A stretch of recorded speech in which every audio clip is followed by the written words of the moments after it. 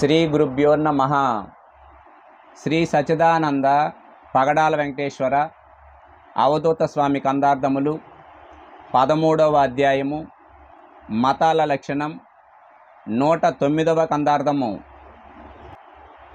జీవేషులకును భేదము కేవలముగా జేతురెపుడు కీర్తనముగను త్రోవలు తప్పిన త్రిమత భావజ్ఞుల భావమెప్పుడు బ్రహ్మరూపమయ్యా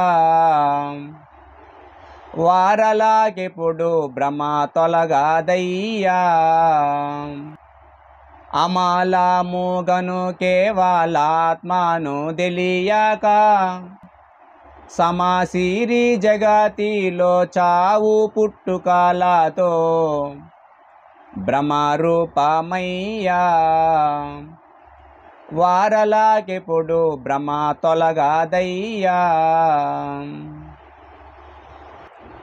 జీవేషులకు భేదము కేవలముగా చేతురెప్పుడు కీర్తనముగను అంటే ఇక్కడ ఆధ్యాత్మిక విద్యలో ప్రయాణించే వాళ్ళు కొంతమంది కొన్ని ముఖ్యమైన విషయాల్ని విచారణ అనేది చేస్తూనే ఉంటారు.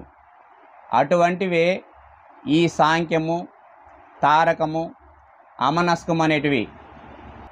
ఈ మూడింటిని గురించి కొంత తెలిసి కూడా కొంతమంది జీవేశ్వరులకు భేదం కల్పించి దాని మీద కొన్ని పాటల్ని రచించి వాటిని భజన బృందంతో కలిసి పాడుకుంటూ ఉంటారు.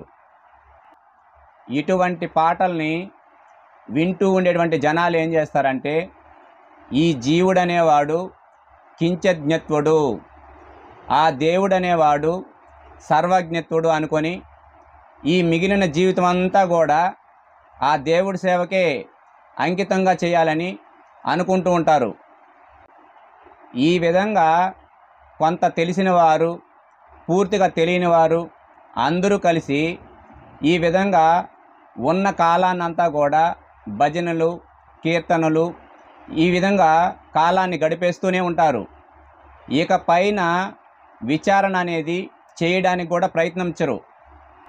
ఈ విధంగా కొంత విషయం తెలిసిన వారును, పూర్తిగా ఏమి తెలియని వారు ఇద్దరూ కలిసి ఈ ఉన్న కాలాన్నంతా కూడా భజనలు, కీర్తనలకే ఈ జీవితాన్నంతా కూడా అంకితం చేసేస్తారు. ఆ పైన ఉండేటువంటి విద్య పైన ఎప్పుడూ కూడా ఆలోచన అనేది వీళ్ళకి రాదు. అసలు దీనికి మించిన విద్య అనేది ఒకటి ఉందని, అది మనం నేర్చుకోవాలని కూడా వీరికి తెలియదు.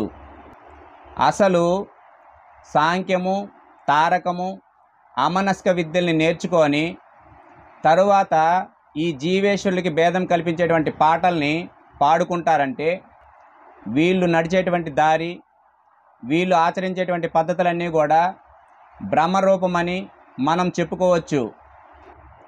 ఈ విధంగా వీళ్ళు పాటలు పాడుకుంటూ పద్యాలు చెప్పుకుంటూ ఈ ఉన్న కాలాన్నంతా కూడా గడిపేస్తుంటే వీళ్ళకి ఈ జన్మలో భ్రమరహితం కాదు. వీళ్ళకి ఈ జనన మరణాల నుండి విముక్తి అనేది కలగదు. మరి ఇన్ని విషయాల గురించి చెప్పారు కదా, ఇక నిజమైన మోక్ష మార్గం ఏది తెలుసుకుంటే ఈ జీవుడు జనన మరణాల నుంచి తప్పించుకుంటాడు అని మీకు సందేహం కలగచ్చు. దీనికి సరైన మార్గం ఏది అంటే సత్యమైనది ఏది, అసత్యమైనది ఏది అని ఈ రెండింటిని గురించి విచారించి తెలియజేసేటువంటి గురువు అనేది మనకి కావాలి. ఆ గురువే పరిపూర్ణ గురువు. అటువంటి పరిపూర్ణ గురువుని ఆశ్రయించి మనకుండేటువంటి సందేహాలన్నింటినీ కూడా ఆ గురువుకి తెలియజేయాలి. ఆ తర్వాత ఆ గురువు చెప్పేటువంటి బోధంతా కూడా మనం క్రమంగా వినాలి. ఆ గురువు ద్వారా ఈ జగద్రూపమైనటువంటి ఎరుకను గురించి పూర్తిగా విచారించి తెలుసుకోవాలి. మనకి ముఖ్యమైనటువంటి విషయాలు ఇవే. ఎందుకంటే ఈ సృష్టి అనేది మొదట ఎట్లా కలిగింది, ఇది ఏ విధంగా పరిణామం చెందింది, తిరిగి ఏ విధంగా లయమైపోతుంది, ఈ జీవుడికి జనన మరణాలు ఎలా కలుగుతున్నాయి, ఈ జీవుడికి బంధం అనేది ఎలా కట్టబడింది, ఈ జీవుడు ఈ జనన మరణాల నుండి సుఖదుఖాల నుండి తప్పించుకోవాలంటే ఏ విధమైనటువంటి ఆచరణ కలిగి ఉండాలని మనం గురువు ద్వారా చక్కగా విచారించి తెలుసుకోవాలి. ఈ విధంగా అన్ని విషయాల గురించి పూర్తిగా విచారించి తెలుసుకొని మనకి సంశయం రహితమైనప్పుడు ఆ యొక్క పరిపూర్ణ సూచన అనేది మనకి జరుగుతుంది. ఈ విధంగా గురువు ద్వారా పరిపూర్ణ సూచన కాగానే జీవభ్రాంతి, దేవభ్రాంతి, ప్రపంచ భ్రాంతి మొత్తము తొలగిపోతాయి. ఈ విధంగా కాకుండా కొంచెం సాంఖ్యం నేర్చుకొని, కొంచెం తారకం నేర్చుకొని నేను అమనస్క స్థితిలో ఉన్నాను అనుకుంటూ జీవుడికి శివుడికి ఉండేటువంటి భేదం కలిగినటువంటి పాటలు పాడుకుంటే వీరికి ఈ యొక్క భ్రాంతి తొలగదని శ్రీ సచ్చిదానంద పగడాల వెంకటేశ్వర అవధూత స్వామి మనకి ఈ కందార్థం ద్వారా తెలియజేశారు. జై సద్గురు మహారాజ్కి జై. ఈ వీడియో మీకు నచ్చినట్లయితే లైక్ బటన్ క్లిక్ చేయండి. మరిన్ని వీడియోలను పొందడానికి దయచేసి సబ్స్క్రైబ్ చేయండి.